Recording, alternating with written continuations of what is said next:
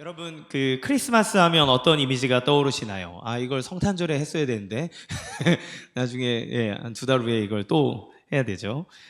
이 크리스마스 하면 어떤 이미지가 떠오르나요? 제 아내는 크리스마스를 진짜 좋아하거든요. 그래서 크리스마스 뭐 소품들을 보면 막 환장합니다. 그리고 자기가 난 크리스마스 성애자야 막 이렇게 얘기할 정도인데, 우리 아내의 꿈은 뭐냐면 유럽에 크리스마스에 가는 거예요. 그래서 유럽에 가면 크리스마스 그 막 장식이랑 이런 축제 이런 게 엄청나게 크게 하잖아요. 그래서 거기를 가보는 게, 근데 제가 목회하는 이상 거기를 갈 수 있을지 모르겠습니다. 그런데 여러분, 이 크리스마스의 분위기는 우리의 모든 마음들을 되게 설레게 해요. 사실 크리스마스를 전 세계적 입장에서 보면 한 종교의 창시자가, 종교적 관점에서 보면 태어난 기념일인데, 여러분 많은 종교들의 기념일이 있잖아요. 그런데도 불구하고 이 크리스마스만큼은 전 세계에 있는 모든 사람들에게 기쁨과 따뜻함, 설렘, 사랑의 마음이 상징되어지는 날로 여겨져요. 그래서 예수님을 믿지 않아도 연인들이 뭔가 고백해야 되는 날로, 무언가 따뜻한 이벤트나 어떤 순서를 갖는 날로 그 날들을 사용하지 않습니까? 아이들도 그날만큼은 뭔가 풍성해질 것 같고 막 기분 좋은 일들이 그 날을 기대하게 만들어요. 왜 여러분 이 유독 크리스마스가 그러한 분위기, 그러한 마음들, 따뜻함을 우리에게 전해줄까요? 왜냐하면 그 크리스마스의 주인이신 예수님이 우리에게 자유와 기쁨과 따뜻함과 평화를 주시기 위해서 이 땅에 오셨기 때문에 그렇습니다. 따라서 정말 그 예수님이 그것을 위해 우리에게 오셨다면 우리는 크리스마스 때만 그런 감정과 삶을 살 수 있는 것이 아니라 예수님이 함께하는 그 모든 날들이 우리에게 따뜻함과 평화를 주는 아름다운 날로서 살아갈 수 있게 된다는 것을 의미하죠. 그러면 여러분, 예수님은 어떻게 우리에게 기쁨과 평화와 따뜻함을 주시나요? 예수님이 오신 것이 어떻게 우리에게 큰 기쁨과 평화가 될 수 있을까요? 오늘 우리에게 오신 예수님에 대해서 한번 생각해보자 합니다. 오늘 본문은 예수님께서 태어나신 때와 정황들에 대해서 자세하게 기록하고 있어요. 예수님은 언제 탄생하셨나요? 누가복음 2장 1절 같이 함께 읽겠습니다. 시작. 그때 가이사 아구스도가 영을 내려 천하로 다 호적하라 하였으니. 그때가 언제냐면 로마의 첫 번째 황제로 불려지는 가이사 아구스도, 세계사에서 언급되는 풀네임이 뭐냐면 가이우스 율리우스 카이사르 옥타비아누스 아우구스투스입니다. 이름 겁나 길죠? 이름이 이제 할 때마다 하나씩 이렇게 붙어지는 건데, 이 가장 위대한 황제가 다스리던 때에 예수님이 태어나신 거예요. 그가 로마 제국의 모든 이들에게 호적하라고 명령을 합니다. 그 로마 제국의 황제의 명령에 따라서 유대인인 이 로마의 그 통치 아래 있었던 모든 나라 사람들은 호적령으로 인해서 자기의 고향 땅으로 돌아가 호적을 해야 되는 일들이 일어나는 것, 대이동이 펼쳐집니다. 그에 따라 요셉과 마리아도 임신한 상태에서 고향 땅인 베들레헴으로 가게 되는 거죠. 이것을 우리가 세계사 흐름 속에서 볼 때 로마 황제가 왜 이 명령을 내렸을까요? 호적을 하라는 것은 사람의 인구를 파악하는 거고, 그것을 하는 건 어느 지역에 누가 있는지를 파악해서 세금 징수하는 데 유리합니다. 또한 그들을 효과적으로 통치하는 데, 큰 제국을 효과적으로 통치하는 데 있어서 수월하기 때문에 그래요. 그러니까 이 로마 황제가 이 명령을 내리는 것은 자신의 지배권을 공고하게 하고 이 거대한 제국을 마음껏 통제할 수 있을 만한 힘을 갖기 위해서, 강화하고 하기 위한 수단으로서 이 명령을 내리는 것이라고 봅니다. 그런데 하나님의 관점에서는 이 역사를 어떻게 이용하고 계실까요? 하나님은 그 황제의 결정을 통해서 하나님의 계획하시고 약속하신 뜻을 이루는 방식으로 하나님 쓰신다는 거예요. 하나님은 구약에서 메시아가 어디에서 태어날 것을 얘기하셨냐면 베들레헴에서 날 것을 얘기하셨습니다. 미가서 5장 2절 같이 읽겠습니다. 시작. 베들레헴 에브라다야, 너는 유다 족속 중에 작을지라도 이스라엘을 다스릴 자가 내게서 내게로 나올 것이라. 그의 근본은 상고의 영원에 있느니라. 영원토록 있는 그 메시아가 작은 이 베들레헴, 유다 족속의 작은 마을인 베들레헴에서 나올 것이라고 하는 것을 하나님은 선지자들을 통해서 알려주셨어요. 그러니까 이 호적의 신고는 제국, 그러니까 세상의 관점으로는 통치의 용이함을 위해서 내린 지도자의 결정이지만 하나님의 섭리 안에서 하나님이 그것을 사용하고 계시고 그 섭리 안에서 일어난 일이라고 우리는 생각할 수 있습니다. 따라서 우리는 누가가 소개하는 예수님의 탄생이 1장에서부터 계속 보여졌을 때 어떤 것을 보여주나요? 그냥 우연한 때에 예수님이 뿅 이렇게 나오게 된 것이 아니라 하나님이 그 모든 일들을 주관하고 계획하고 계셨다는 것을 누가는 계속 보여주고 있어요. 그러니까 구약시대부터 주어졌던 약속이 성취되는 것이고 모든 역사를 주관하고 아우르시는 하나님의 섭리가 그 곳곳에 다 있다라고 하는 것을 역사적 정황 속에서 보여줍니다. 여러분, 우리는 인생을 살아갈 때 우리의 삶의 역사를 뭐라고 표현할 수 있을까요? 그것은 아마도 선택의 결과를 맛보는 것, 그 선택의 결과들을 지나온 것이 우리의 인생의 역사라고 보지 않겠습니까? 내가 이 여자를 만나서 내 아내로 삼아야지, 그렇게 결혼해야지 라고 했던 선택들, 또 내가 이 직장을 가져야지라고 했던 선택들, 내가 이 지역에 가 살아야지라고 했던 선택들, 그 모든 선택과 선택의 연속들이 어찌 보면 지금 우리의 상황들을 만들죠. 우리의 선택들은 다 옳았나요? 사실 보면 우리가 했던 선택이 실수인 것도 있고 잘못한 것도 있고 속된 말로 이거 못했다라고 얘기할 만큼 진짜 잘못된 선택을 할 때도 많아요. 그러면 그 잘못된 선택에 대해서 우리는 잘못된 열매를 맛보게 되겠죠. 힘든 일을 당하거나 실패를 경험하거나 어려움을 당하기도 합니다. 어떤 좋은 선택들은 우리로 하여금 좋은 결과를 맺게 하기도 하죠. 그런데 하나님께서 뭐라고 얘기하시냐면 이 모든 우리의 선택들이 우리의 주관에 따라 이루어지지만 그러나 그 모든 길을 이끄시고 그 결과를 주시는 분은 하나님이시다. 그래서 그리스도 예수 안에서 하나님의 자녀된 사람들에게 주시는 복이 무엇입니까? 우리가 우리의 선택으로 인해 실수하고 넘어지고 불행한 삶을 살 수 있지만 우리의 선택에 의한 결과로서 그러한 삶을 살 수 있지만 결국 하나님의 섭리는 그 하나님의 백성들의 삶을 가장 선한 것으로 이끌어 주시는 분이라고 이야기하는 거예요. 그 요셉과 마리아가 그 자기의 고향 땅을 떠나서 갈릴리에 있는 나사렛 지역에 살고 있지만 하나님은 당신의 약속을 위하여서 그 먼 곳에 있는 이들을 호적 신고라고 하는 것을 통해 고향으로 돌아와 그곳에서 예수님이 태어나게 하시고 다시 예수님은 나사렛에서 지내므로 나사렛 사람이라 일컫는다라는 하나님의 뜻을 펼쳐가시는 것을 보게 되죠. 그러니까 이 하나님의 선하심은 우리의 삶을 결국 하나님이 이끄시는 선함, 하나님의 구원, 우리를 온전하게 하시는 방향으로 이끌어간다는 것을 우리는 생각해 볼 수 있습니다. 그러기에 우리의 살아가는 삶의 모든 순간은 은혜가 아닐 수 없는 거예요. 내 선택의 결과가 잘못된다 하더라도, 그래서 고난을 당한다 하더라도 주님은 우리를 그 모든 순간 속에서 주님을 닮아가는, 주님의 은혜와 복을 누리게 하는 선한 길로 인도해 주실 줄로 믿습니다. 여러분, 그러면 예수님이 오신 시기는 어떨까요? 이 시기는 그냥 아무 날 중에 룰렛 돌리듯이 하나님이 딱 결정해서 짠! 좋아! 이날 내려가! 뭐 이래서 오셨을까요?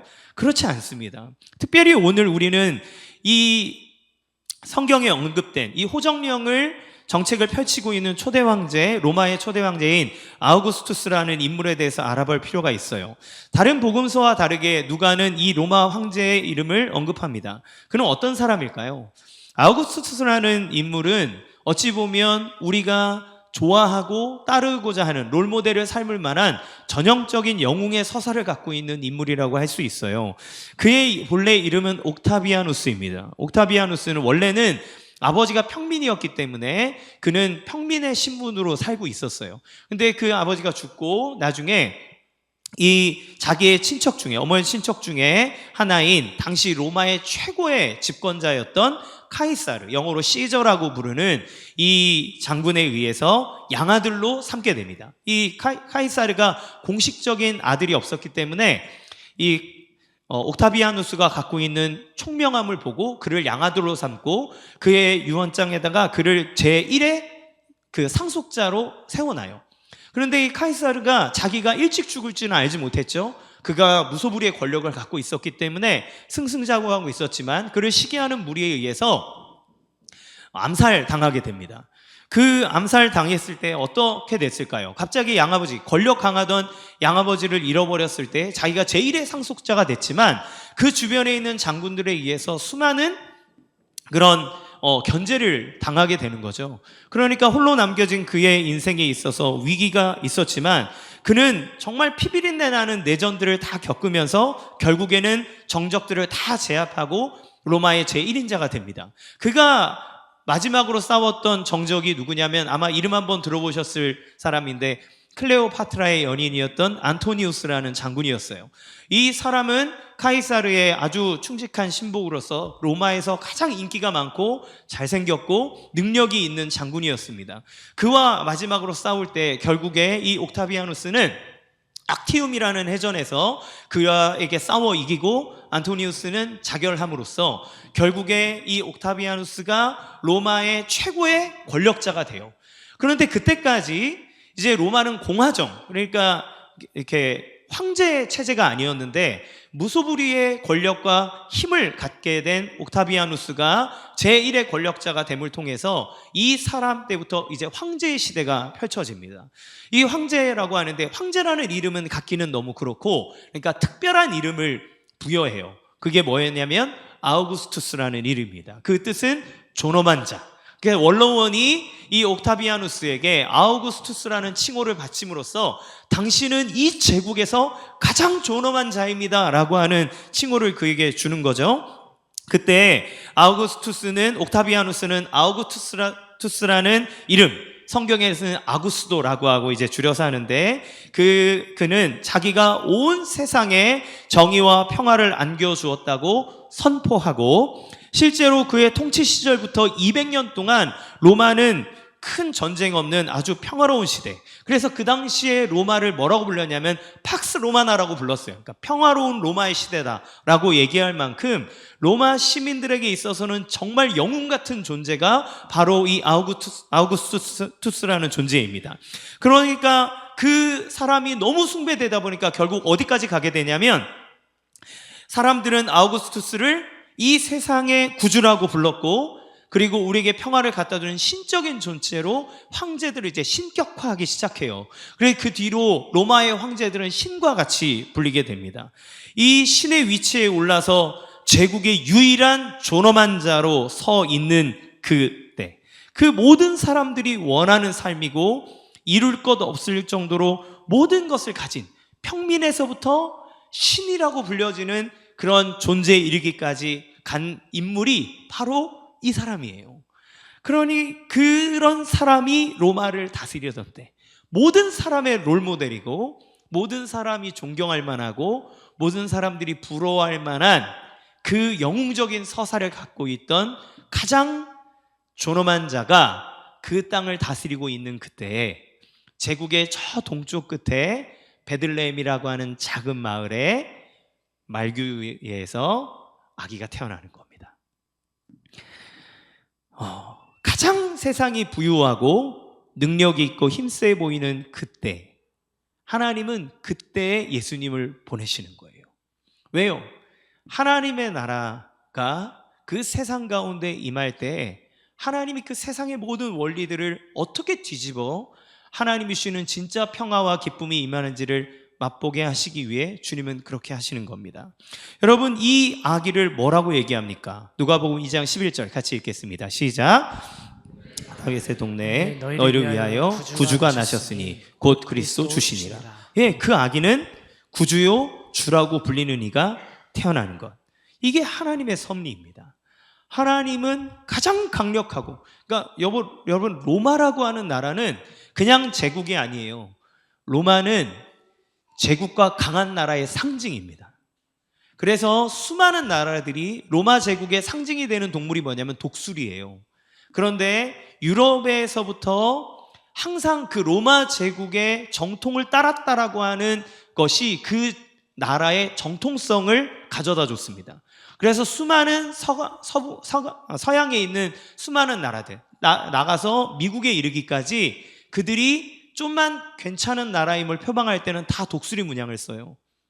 로마를 이어받았다라고 하는. 그러니까 로마라고 하는 나라는 그냥 역사 속에 있었던 한 강한 제국을 의미하는 게 아니라 인간 사이에 있어서 사람들이 가장 동경할 만한 최고의 국가, 강력함, 그 위대함을 드러내는 것이 로마라고 볼 수 있습니다. 그러니까 그 로마의 가장 위대한 황제의 때에 하나님은 이 땅에 하나님의 아들인 구주를 가장 낮은 곳으로 심은 것, 그게 하나님의 섭리 속에서 이루어졌노라고 지금 누가는 보여주고 있는 거예요. 여러분, 이 일을 일컬어서 신학적인 용어로 뭐라고 얘기합니까? 성육신이라고 얘기해요. 거룩하신 하나님이 인간의 몸을 입고 가장 낮은 곳으로 오셨다는 겁니다. 여러분, 이 성육신은 로마 황제가 보여주는 모든 세상의 원리를 다 역전시켜버리는, 뒤집어버리는 사건이에요. 업사이드 다운이 일어나는 거예요. 위에서부터 아래로 내려와 버리는. 모든 사람은 아래에서부터 다 위로 올라가기 위해서 애쓰는데 하나님은 그 모든 영광과 보좌를 버리고 이 아래로 내려오는 완전히 가치의 역전을 일으키는 일들을 보여줍니다. 여러분, 성육신을 쉽게 얘기하면 뭔가요? 본래 사람은 위대하신 하나님 앞에 가까이 갈 수가 없는 거예요. 왜요? 하나님은 거룩하시고 죄가 없으시고 완전하시기 때문에 죄 많고 하나님 앞에 벌을 받아 마땅한 사람은 하나님의 근처를 갈 수 없습니다. 그래서 하나님 앞에 가면 하나님의 거룩함이 우리의 죄를 충돌하기 때문에 우리는 죽을 수밖에 없어요. 그렇게 하나님 앞에 갈 수 없는 죄인인 우리, 영광스럽고 온 우주를 창조하신 진정한 창조자의 왕이신 그 하나님이 우리에게 내려오신 사건입니다. 왜요? 우리가 그분에게 갈 수 없으므로 우리에게 내려오셨는데 어떻게 내려오시나요? 우리와 충돌하지 않기 위해서 우리가 볼 수 있고 우리가 만날 수 있고 우리가 만질 수 있는 자리까지 내려오시는 거예요.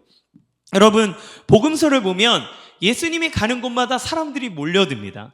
사람들이 막 몰려드는데 그 사람들이 어떤 사람이에요? 그들은 병들었고 힘이 없고 굶주린 사람들이었습니다. 심지어 율법에 의해서 부정하다라고 여겨지는 사람도 예수님 앞에 나와요. 문둥병이 걸렸던, 혈루증이 걸렸던 말이죠. 그런데 만약에 여러분, 이 사람들이 그 땅에 다스리는 총독 한번 볼 수 있습니까? 황제를 볼 수 있습니까? 왕을 볼 수 있습니까? 아니요. 근처도 못 갑니다. 병사들이 지키고 있고 너 같은 놈은 여기에 올 수 없다고 얘기합니다. 황제는, 왕은 백성을 위한다고 말하지만 그러나 그 소외된 사람들은 왕을 볼 수 있는 길도 없고 그의 은혜를 받을 수 있는 길도 없어요. 그런데 예수님은 그들 가운데 둘러싸여 계시고 그들은 예수님을 만질 수 있었습니다. 한 혈루증 여인이 있었습니다. 그 여인은 율법에 의하면 부정하다고 여겨졌기 때문에 사람들 근처에 가지도 못했고 만지면 그 여자가 만지는 모든 건 다 부정해지는 거였어요. 그런데 예수님이 오셨다는 소식을 듣고 그 여자가 용기를 내서 예수님에게 갑니다. 그리고 예수님이 지나가시는 길에 그의 옷자락만 만져도 내가 나음을 받을 수 있겠다는 믿음을 가지고 그 옷자락을 만집니다. 어떻게 되나요? 깨끗함을 받죠. 예수님이 갑자기 가다가 얘기합니다. 누가 내 옷을 만졌다. 왜 막 제자들이, 선생님, 사람들이 이렇게 많은데 옷 스친 것 같고 왜 이렇게 예민하게 구세요? 그러니까 아니야, 나에게서 능력이 나갔어. 누가 만졌니? 라고 딱 봤는데 한 여인이 벌벌 떠는 거죠. 그 여인은 혈루증이 나았지만 부정한 몸으로 하나님이신 예수님을 만진 거예요. 그런데 그 예수님이 뭐라고 얘기합니까? 야, 부정한 네가 감히 나를 만져? 너 같은 게 내 몸에 손을 대? 내 옷자락을 만져? 이렇게 얘기하십니까? 아니요. 주님 뭐라고 얘기하시냐면, 여자여, 딸아, 내가 복되다. 내 믿음이 너를 구원하였다. 라고 얘기하면서 그녀를 축복하고 그녀가 노임받았음을, 그녀가 하나님의 은혜를 받았음을 주님은 선언하십니다. 하나님을 어떻게 뵈며 그 전능자를 우리가 어떻게 만날 수 있나요? 그런데 하나님이신 그분이 우리 사람들이 그분을 보고 그의 말씀을 듣고 만질 수 있는 위치까지 내려오셨다는 것, 그것이 성육신이에요. 따라서 그분을, 이 모든 이들을 만나고 관계를 맺기 위해 사신 방식은 가장 낮은 상태로 오는 겁니다. 누구라도 올 수 있는, 누구라도 만날 수 있는 자리로 가시는 거예요. 여러분, 세상은 천빈으로 시작했다 하더라도 어떻게든 피라미드의 정점에 올라가기를 가야 한다고 얘기합니다. 그 사람이 영웅의 모델이고 우리 인생의 롤 모델이 되는 거예요. 그 위에 가야만 보고 느끼고 받을 수 있는 영광과 존귀함이 있기 때문에 그렇습니다. 사람들은 자신을 함부로 할 수 없는 위치에 올라가기 위해서 노력합니다. 심지어 부부관계 안에서도 서로가 서로에게 너는 나한테 범접할 수 없어 라고 하는 것들을 과시하기 위해서 하다가 대판 싸우는 거 아닙니까? 우리의 삶은 그저 내가 더 누구보다 높아지기 위해서 애쓰고 투쟁하는 삶이에요. 그런데 어떻습니까? 우리는 이내 좌절합니다. 왜냐하면 피라미드의 꼭대기는 한 명만 갈 수 있거든요. 누구나 올라갈 수 있다고 얘기하지만 아무나 갈 수 있는 건 아닙니다. 대부분의 사람들은 그 경쟁에서 내쳐지고 좌절감과 그리고 그래 내 인생은 이렇게 쓰레기일 수밖에 없어 라고 하면서 살아가는 거죠. 이 시대의 젊은 친구들이 왜 좌절을 맛봅니까? 나는 저 자리에 올라갈 만큼 돈이 없는 걸? 나는 저 자리에 올라갈 만큼 우리 부모님이 잘 나가지 않는 걸? 나는 지금 이 바닥에서 시작하는데 내가 뭐 저런 거 할 수 있겠어? 라고 하는 좌절감과 실패감을 젊은 시절부터 맛보는 거죠. 여러분, 우리 한 조사기관에서 우리나라 학생들을 조사했을 때 OECD 국가에서 우리나라 학생들의 행복 지수는 꼴찌입니다. 90% 이상의 학생들이 자기 인생은 거의 실패했다고 얘기한대요. 왜냐하면 스카이를 갈 수 없기 때문에. 그곳에 가지 못하면 우리에게 이미 난 좋은 무기, 오락에서 보면 아이템 빨이 벌써 딸리는데 내가 나가서 뭐를 할 수 있겠느냐라고 하는 좌절감을 맛보기 시작하는 거죠. 세상은 그런 사람들을 가치 없다고 얘기하고 그 사람들에게 소망이 없다고 얘기합니다. 그런데 예수님을 통해서 하나님이 얘기하시는 거예요. 얘야, 하나님은 너희가 생각하고 있는 그 가치를 뒤집어 버리시러 오셨어. 예수님이 그렇게 하신 거예요. 그래서 팀켈러 목사는 그의 책인 센터처치에서 이렇게 얘기합니다. 예수님의 나라에서 가난한 사람, 슬픈 사람, 압제받는 사람은 부자와 유명한 사람들, 자만한 사람들보다 위에 있다.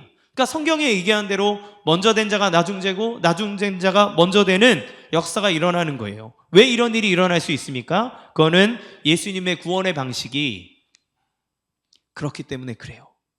예수님은 저 위대하신 하나님이셨지만 우리를 구원하기 위해 하늘의 보좌를 버리고 이 땅에 내려오신 분이셨고 우리의 생명을 얻기 위해서 자기의 생명을 잃어버리시는 다 버리는 방식으로서 모든 것을 얻어내신 분이기 때문에 그렇습니다.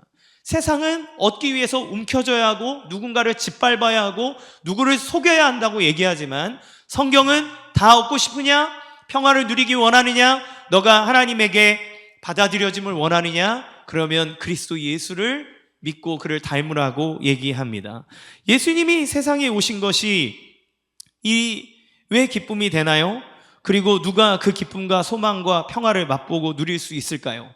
오늘 예수님이 탄생한 이 이야기 안에서 자세하게 한번 보도록 할게요. 첫 번째, 아기 예수님은 구유에서 누워 계셨다는 겁니다. 7절 같이 읽겠습니다. 시작. 첫 아들을 낳아 강보에 싸서 구유에 누였으니 이는 여관에 있을 곳이 없음이로라. 아멘. 우리는 이 말씀을 통해서 오해하는 몇 가지가 있는데 잘못된 전승에 의해서 우리가 성경처럼 믿어져 버린 굳어진 사실이 있어요. 그래서 우리의 성극 안에는 대부분 다 그렇게 표현합니다. 그건 뭐냐면 예수님이 태어날 때 사람들이 마리아와 요셉을 다 외면했고 요셉은 대책 없이 갔다가 여관방도 못 구해서 예수님은 마구간에서 태어나셨다. 그러니까 소랑 막 말이 있는 데서 태어났다라고 하는 거예요. 그런데 당시에 그러니까 지금 많은 학자들에 의해서 얘기되어지는 정황은 그게 아니라는 거예요. 예수님은 사람들에게 외면을 받아 이렇게 마구간으로 밀려가서 거기에서 태어난 게 아니라 예수님은 일반 가정집에서 태어나셨습니다. 케네스 E. 베일리가 쓴 중동의 눈으로 본 예수라는 책에 보면 그 부분에 대해서 되게 상세히 써져 있어요. 먼저 우리가 문화적 이 상황 안에서 보면 이 성경에 여관에 있을 곳이 없었다라고 표현하는 이 여관이라고 하는 번역이 사실 헬라어 원문에 보면 우리가 아는 숙박업소로서의 여관을 의미하는 게 아닙니다. 그거는 다른 글자가 있어요. 다른 단어가 있어요. 여기에서 말하는 여관이라고 하는 것은 일반 가정집에 있는 게스트룸을 얘기하는 거예요. 그러니까 이 당시에 이스라엘 사회가 어떤 사회였냐면 고향으로 돌아오는 나그네나 이 사람들을 박대하지 않습니다. 그들은 나그네를 받아들이고 그들을 섬기는 것이 되게 명예로운 일이기 때문에 그들을 기꺼이 받아들여요. 그러니까 요셉과 마리아가 고향 땅으로 돌아왔을 때 그가 한 집에, 그러니까 막 숙박업소가 있는 여관촌에 들어간 게 아니고 마을에 간 것이고 그곳에서 자기가 있을 집을 구한 거죠. 그런데 이들이 그 게스트룸에 들어가지 못한 이유는 정확히 모르지만 아마 여관이 없었다라고 하는 걸 봤을 때 그 집에 남아있는 게스트룸에 사람이 있었기 때문에 거기에 못 들어간 것 같아요. 그러면 내쳤을까요? 저 마구간에 가시오, 그런 게 아니라 그 주인은 자기의 방을 내줍니다. 같이 그 안에 들어오는 거예요. 그런데 이 이스라엘이 갖고 있는 가옥의 구조가 되게 독특한데 그게 뭐냐면 1층에 있는 집 안에 약간 저 끝으로 가면 반지하처럼 파져 있는 곳이 있고 그곳이 짐승의 우리로 사용된다는 거예요. 그러니까 매일 거기 있는 게 아니라 평소에는 짐승들이 밖에 있고 밤이나 이럴 때 도둑들 때문에 그 짐승들은 안에다 이제 놔두는 거죠. 집에 방에 두는 게 아니라 분리되어 있는 마구간에 있는 거예요. 그런데 마구간이나 그런 그 우리에 있는 거예요. 그런데 이 짐승의 우리 안에 구유가 있는 게 아니라 방 쪽에, 이렇게 벽에 경계선이 있는 방 안쪽에 그 구유가 있습니다. 그러니까 예수님이 지금 구유에 누웠다는 건 그들이 예수님을 배척해서 그냥 마구간이라도 들어가십시오 라고 해서 있었던 게 아니라 그들은 일반 가정집의 사람들에게 의해서 환대를 받은 것이고 그 주인이 함께 머무는 방에서 그 마구간과 연결되어 있는 방에서 그 예수님이 태어났다라고 하는 것들이 지금 많은 학자들에 의해서 얘기되는 거예요. 그런데 여러분 이 이야기를 듣고 성경을 가만히 찾아보십시오. 그러면 거부당해서 마구간으로 갔다는 얘기는 없습니다. 네, 이게 한 몇백 년 전에 어떤 한 소설가가 썼던 그 이야기들이 우리에게 거의 정설처럼 이제 얘기되어지는 거죠. 그래서 결국 중요한 것은 그들이 그러니까 마구간을 일부러 줘서 거기에나 있으라고 준 것이 아니라 자기의 방을 내어줘서 이 방 한 칸밖에 없는, 끼케야 방 2개밖에 없는 가난한 일반 서민의 가정이지만 예수님이 이 땅에 태어날 수 있도록 하나님은 그들의 호의를 받게 하셨다는 거예요. 그들의 호의에 의해서 방 안에서 예수님이 태어나셨고 그 방 안에 구유가 있는 거죠. 그 구유에 신선한 지푸라기 등을 놔두면 아이를 누일 수 있는 쿠션으로 사용할 수 있게 되는 겁니다. 그러니까 예수님이 이 땅에 오셨을 때 낮고 천한 일반 가정, 일반 서민의 가정집으로 오신 것이고 그들은 그 예수님을 외면한 것이 아니라 그 마리아와 요셉을 환대함으로써 이 땅에 오시게 되는 그런 아름다운 일들이 펼쳐지는 거예요. 자, 그러면 구유에 누인 아기라는 것을 오늘 본문에서는 계속 강조합니다. 이 구유에 누인 아기라고 하는 이 구유는 왜 중요한가요? 천사들은 목자들에게 나타나 구주가 나셨다고 전합니다. 그러면서 이렇게 얘기해요. 누가복음 2장 12절 같이 읽겠습니다. 시작. 너희가 가서 강보에 쌓여 구유에 뉘어 있는 아기를 보리니 이것이 너희에게 표적이니라 하더니 예, 뭐예요? 구주가 나셨는데 표적이 뭐예요? 그 아이가 누구냐? 그 아이는 강보에 쌓여서, 강보라고 하는 건 당시 가난한 사람들이 쓰던 값싼 배 조각입니다. 구유는 여러분 아시는 것처럼 소나 말이 먹이를 먹는 여물통이죠. 그런데 이거에 뭐라는 거예요? 그 안에 있는 아기가 바로 구주다라고 하는 표적인 거예요. 너희가 가서 볼 건데 그 아이가 구주라는 사실을 어떻게 알 수 있냐면 그 구주이신 아기는 강보에 쌓여서 구유에 누워 있을 거야. 그게 표적이야. 그가 왕이야. 어떻게 왕이 그런데 태어날 수 있어요? 하나님이 그리로 보내신 거야. 그러니까 구유가 가리키는 건 뭐냐면 왕이 나셨는데 왕이 났다면 당연히 어디에 나와야 됩니까? 왕궁에서 나와야 되고 아름다운 침실에서 나와야 되는 것 아닌가요? 그런데 하나님이 지정하기를 진짜 왕이 어디에 나오셨냐면 구유 안에 있는 거야.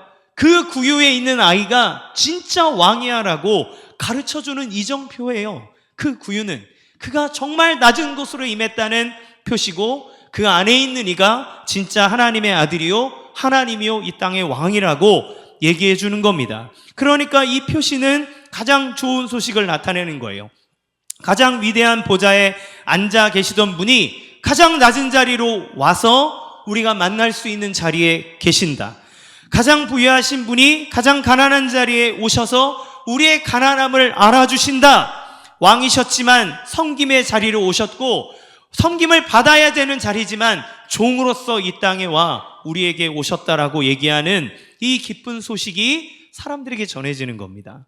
그는 아우구스투스처럼 권력을 쥐어서 승리하는 것이 아니라 내가 희생하여 섬김으로써 우리를 구원하시는 분으로 오셨다라고 하는 것이 구유에 누워있는 아기의 표적인 거예요. 여러분, 이러한 사실이 우리의 신앙생활에 얼마나 놀라운 기쁨과 가능성을 열어줍니까? 왜요? 구유에 누워 계신 예수님을 만나는 데는 아무런 장애물이 없기 때문에 그렇습니다. 누구나 예수님을 볼 수 있는 자리로 내려오셨기 때문에 그래요. 여러분, 그 증거를 오늘 성경은 보여줍니다. 하나님이 누구를 처음 초대하셨는지를 볼게요. 예수님이 이 땅에 오셨을 때 우리에게 주신 기쁨의 소식, 두 번째는 예수님의 소식을 가장 먼저 들은 사람은 목자들이었다는 거예요. 목자들. 8절에서 10절 같이 읽겠습니다. 시작. 그 지역의 목자들이 밤에 밖에서 자기 양떼를 지키더니 주의 사자가 곁에 서고 주의 영광이 그들을 두루 비추매 크게 무서워하는지라. 천사가 이르되 무서워하지 말라. 보라, 내가 온 백성에게 미칠 큰 기쁨의 소식을 너희에게 전하노라. 예, 목자들이 제일 먼저 이 소식을 듣고 예수님에게 간 거예요. 마태복음에 보면 동방박사들이 옵니다.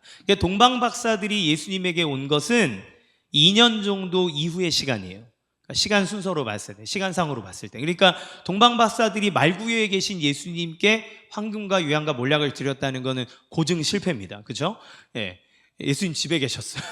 집에 계셨습니다. 그러니까 놀라운 사실은 이 목자는 우리가 생각하는 것보다 훨씬 더 천대받는 직업이었다는 거예요. 우리는 이스라엘에서 목자 그러면 물론 가난하겠지만 그래도 좀 괜찮은 직업으로 생각하지 않을까? 여깁니다. 왜요? 우리는 다윗 왕이 뭐였어요? 목자였죠. 그리고 여호와를 누구라고 표현합니까? 여호와는 나의 목자시니 내게 부족함이 없으리로다. 그러니까 목자라고 하는 이미지가 가난할지는 몰라도 그 이미지는 참 좋을 것 같다는 생각을 하잖아요. 그런데 여러분, 그 랍비들의 전승 문헌을 보면 이 목자들에 대해서 뭐라고 얘기하냐면 그들은 그 부정하다라고 하는 그런 꼬리표가 따라다녔어요. 목자들은 부정한 존재다. 그들은 상종 못할 존재다. 그래서 이 배척해야 될 5가지 직업군을 얘기하는데 그 중에 3번째가 목자입니다. 왜냐하면 이 목자들은 당시에 직업 목자예요.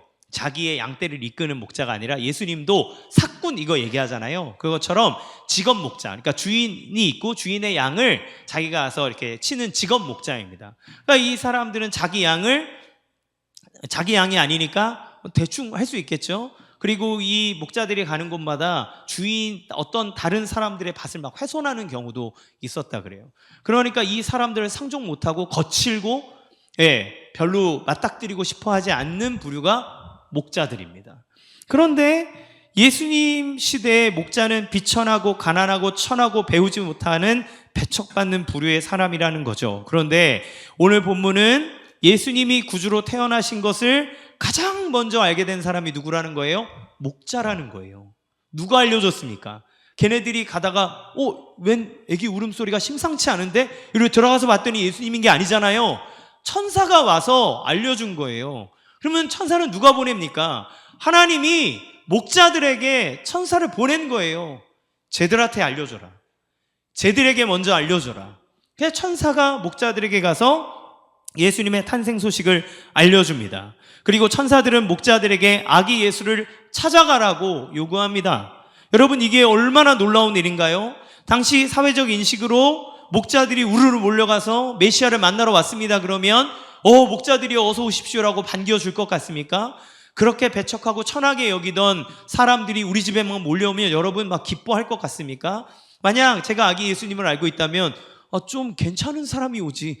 동방박사는 그래도 좀 괜찮은데 그렇죠? 막 목자들이 막 이렇게 막 지저분하게 해가지고 와가지고 막 예수님이 우리 구주가 나셨다면서요. 좀 볼 수 없을까요? 이렇게 얘기한다면 별로 안 좋겠죠.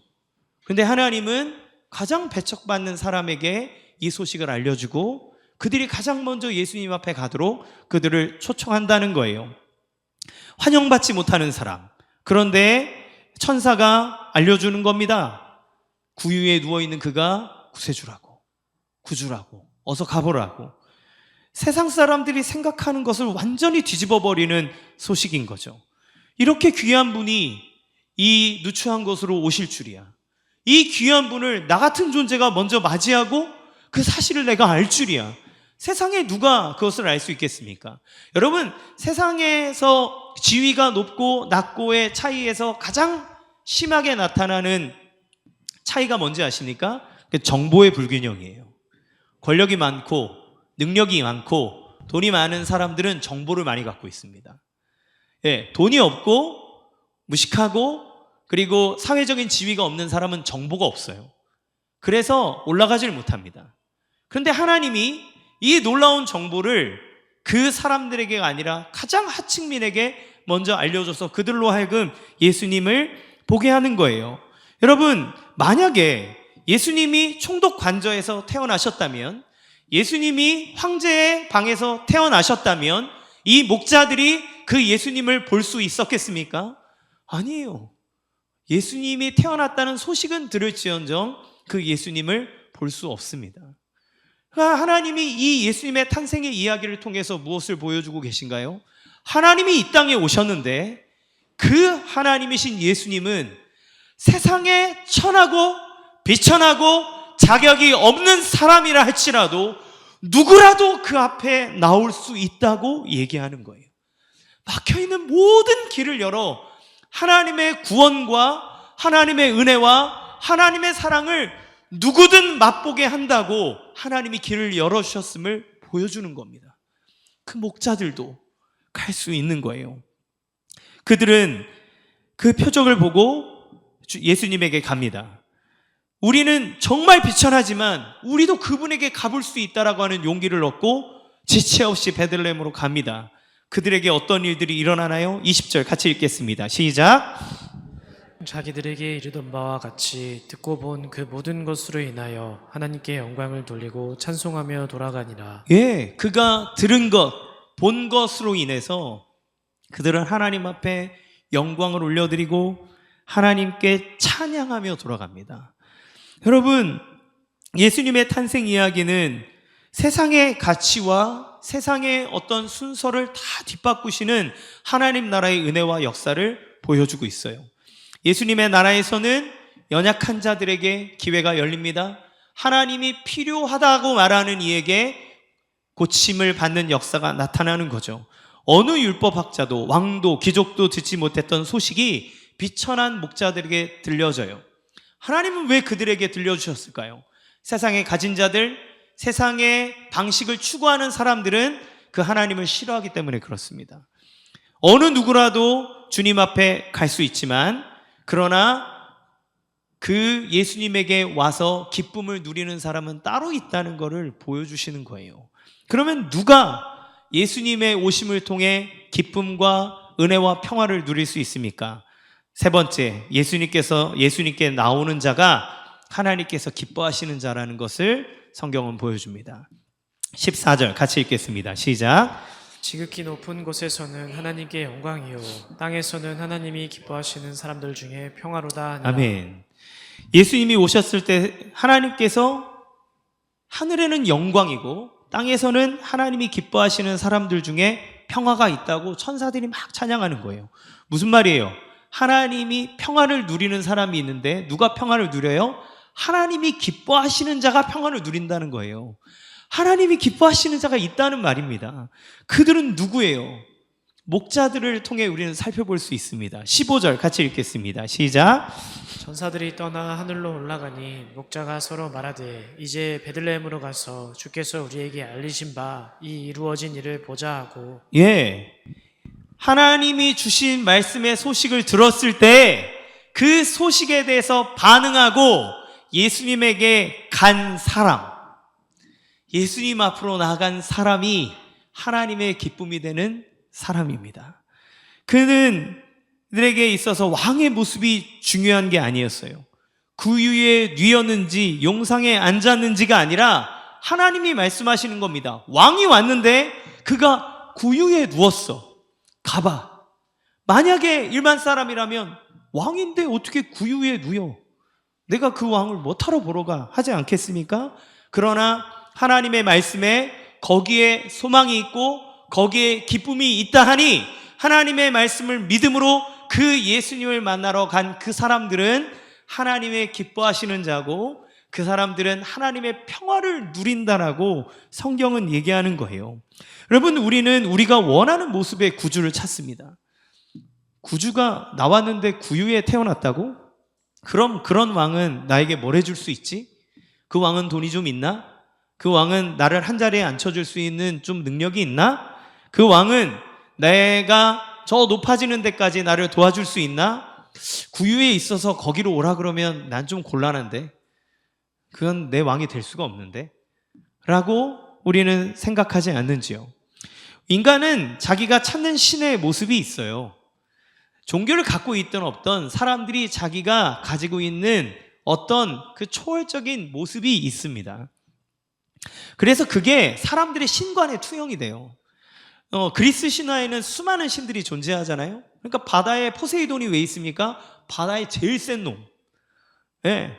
땅에서 우리한테 소출을 많이 줄 수 있는 사람, 우리에게 자녀를 많이 생산하게 해줄 수 있는 신, 이런 것들을 다 우리가 원하는 강함과 저 높은 곳에 올라가기 위한 그러한 욕망들이 투영돼서 만들어지는 것이 종교입니다. 그것을 얻기 위해서 그 신이 필요한 거죠.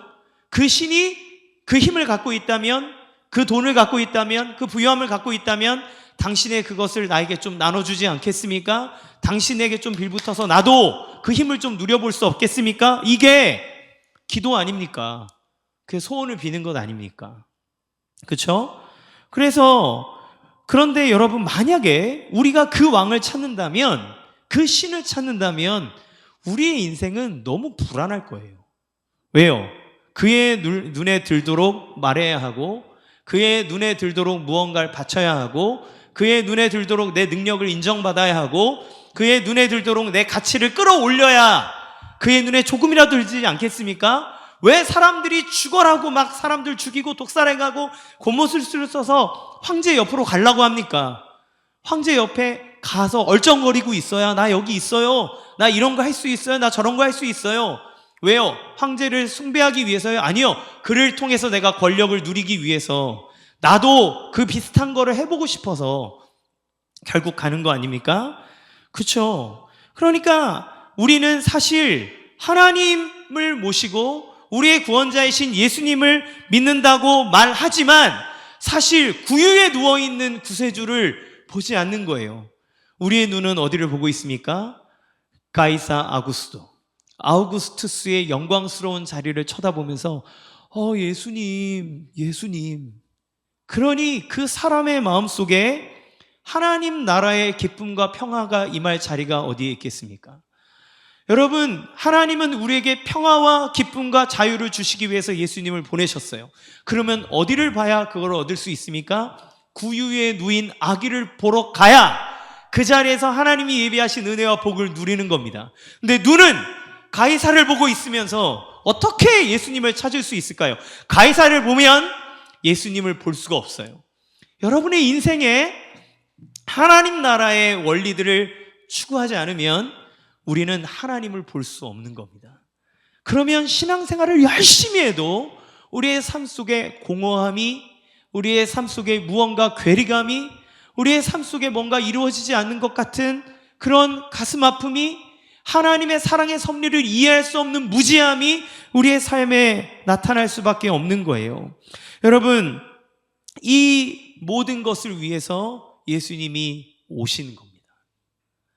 그리고 자기를 볼 수 있도록 당신의 하나님 되심을 이 복음서의 내용에 있는 것처럼 당신의 역사를 통해서 우리에게 나타냄으로써, 얘야, 진짜 하나님이 여기에 있는 거야.